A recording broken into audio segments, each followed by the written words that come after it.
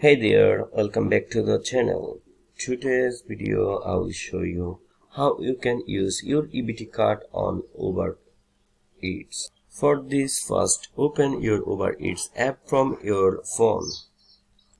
After opening the app, you will see a bunch of options in the bottom. Tap on account from there. Then you will see an option wallet here. Just tap on it. After tap on it, you will see your balance, over cash balance here. Now what you have to do, just tap on add payment methods to add your EBT card.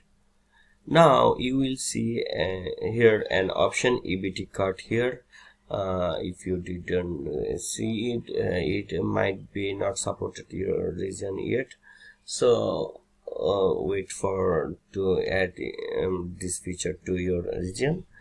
Otherwise, you will, if you see this option, just tap on it and put your information and follow the prompts to use your EBT card to Uber Eats.